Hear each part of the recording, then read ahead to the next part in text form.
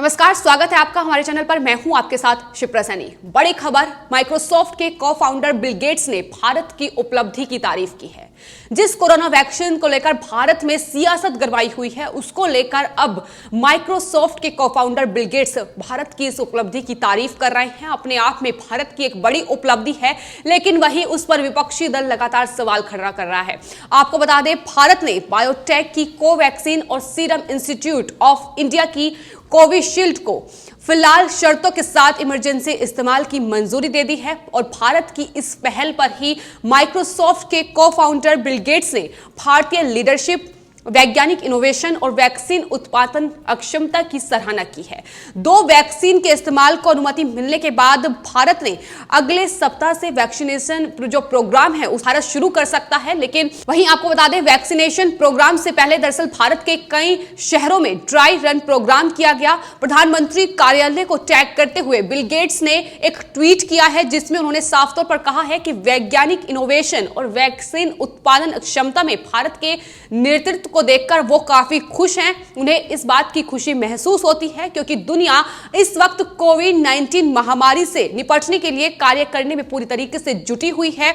लेकिन इससे पहले प्रधानमंत्री नरेंद्र मोदी ने यह कहा था कि कोरोना वायरस के खिलाफ दुनिया का सबसे बड़ा वैक्सीनेशन जो अभियान है वो भारत की तरफ से चलाया जाएगा। और उसी कड़ी में ये जो भारत की 2 वैक्सीन है, दरअसल इनके इमरजेंसी इस्तेमाल की मंजूरी प्रधानमंत्री नरेंद्र मोदी और भारत सरकार ने दे दी है। और इसको लेकर ही अब बिल गेट्स ने तारीफ की है, जिसके बाद कहीं ना कहीं जो तमाम सियासी दल, जो नेता थे विपक्ष के, वो जिस तरीके के तमाम आरोप लगा रहे थे, अब उनके मुंह कहीं ना कहीं बंद होते नजर आ रहे हैं। जिस तरीके से माइक्रोसॉफ्ट के को-फाउंडर ने साफ तौर पर यह कहा है कि भारतीय लीडरशिप और जो वैज्ञानिकों ने जिस तरीके का कार्य किया है और भारत ने अपनी 2 वैक्सीन इसको लेकर तैयार की है, वो भी उस वक्त में जब पूरी दुनिया कोविड-19 से इस वक्त जूझ रही है। एक नया स्ट्रेन आ गया है। उसके बाद ये जो पूरा महीना है, बिल गेट्स ने यह भी कहा है कि मुश्किलों भरा रहेगा, लेकिन बावजूद इसके भारत ने अपनी जो एक कदम है वो इस में आगे बढ़ा लिया है। वैक्सीन उनके पास आ गई है और कहीं ना कहीं अब वैक्सीनेशन जो प्रोग्राम है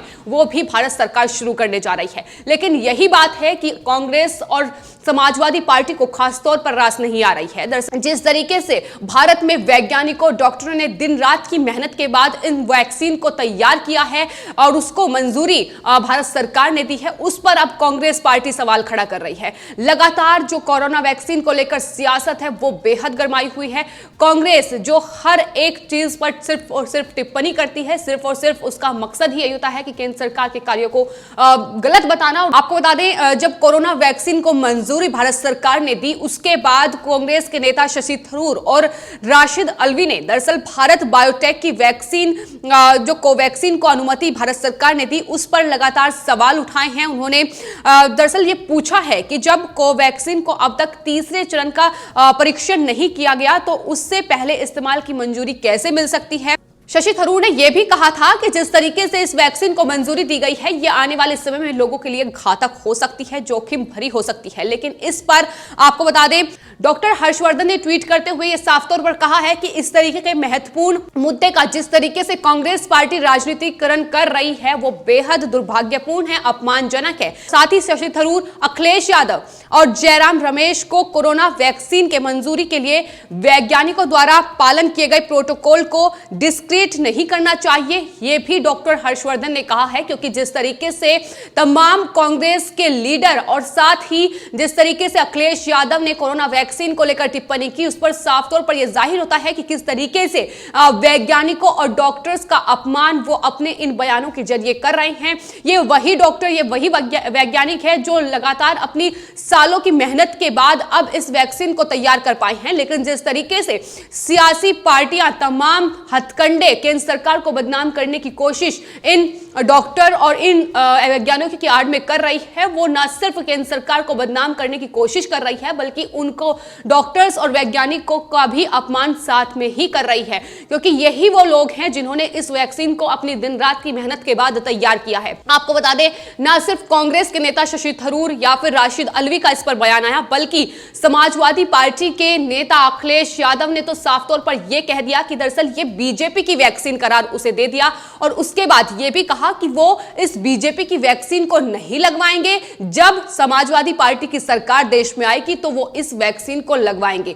तो किस तरीके की राजनीति इस पूरे कोरोना वैक्सीन का जो अभियान सरकार चलाने जा रही है इस पर हो रही है, यह साफ तौर पर जाहिर होता है कि दरअसल इसका भी राजनीतिकरण करने की कोशिश कर रही है और किस तरीके से देश की जनता को गुमराह करने का काम ये तमाम विपक्षी पार्टियां अपने इन बयानों के जरिए कर रही हैं, ये भी साफ तौर पर इनके ट्वीट, इनके बयान से जाहिर होता है। लेकिन वही अखिलेश यादव के इस बयान के बाद न सिर्फ बीजेपी ने अखिलेश यादव पर पलटवार करते हुए उन्हें जवाब दिया, बल्कि बसपा अध्यक्ष मायावती ने भी साफ तौर पर यह कहा है कि कोरोना वैक्सीन जिस तरीके से भारत ने तैयार की है वो उसका स्वागत करती है। यानी जो विपक्ष है वो भी दो गुटों में कहीं ना कहीं बटा हुआ है।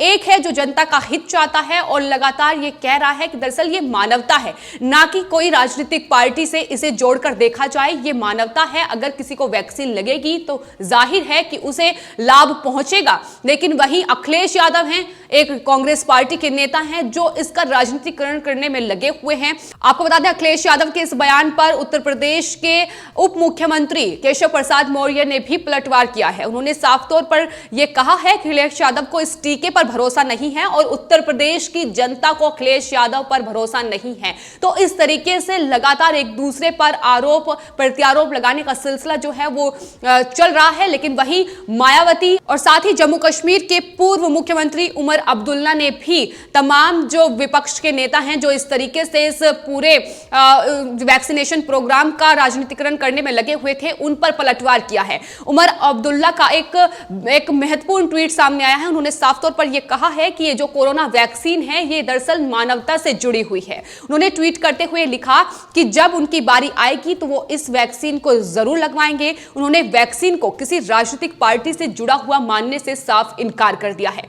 यानी वो भी लोग हैं जो लगातार ये इस कड़ी में लगातार इस कोशिश में थे कि किसी भी तरीके से कोरोना से निजात पाने के लिए एक वैक्सीन को तैयार किया जाए ताकि इस कोरोना संकट से मुक्ति मिल सके। जिस तरीके से कोरोना महामारी ने न सिर्फ देश बल्कि दुनिया को तबाह करके रखा था, उसके बाद लगातार वैक्सीन को लेकर तमाम जो बातें थी वो सामने आ रही थी कि कब वैक्सीन तैयार होगी, इसका इंतजार हर कोई कर रहा था। लेकिन अब जब वैक्सीन आई है तो ये जो कांग्रेस पार्टी है, समाजवादी पार्टी है, इन्हें राजनीति करने का मौका मिला और उसके बाद इन्होंने जिस तरीके से उस वैक्सीन की आड़ में वैज्ञानिक और डॉक्टर का अपमान किया है वो बेहद निराशाजनक है, बेहद अपमानजनक है। ये बात उन्हें समझ जानी चाहिए। लेकिन वही दूसरी ओर मायावती हैं, उमर अब्दुल्ला हैं और कई ऐसे नेता हैं जो लगातार ये कह रहे हैं कि दरअसल वैक्सीन आई है तो हम उसका स्वागत करते हैं और ये पूरा जो वैक्सीनेशन प्रोग्राम है ये मानवता से जुड़ा है, लोगों का इससे हित होगा और वो भी इस वैक्सीन को लगवाने के लिए तैयार हैं। आपको बता दें उमर अब्दुल्ला का जो खास ट्वीट सामने आया है उसमें उन्होंने साफ तौर पर कहा है कि ये किसी राजनीतिक पार्टी से जुड़ा हुआ नहीं है, मानवता से जुड़ा है। उन्होंने साथ ही ये भी कहा कि जितना ज्यादा लोग इस टीके को लगवाएंगे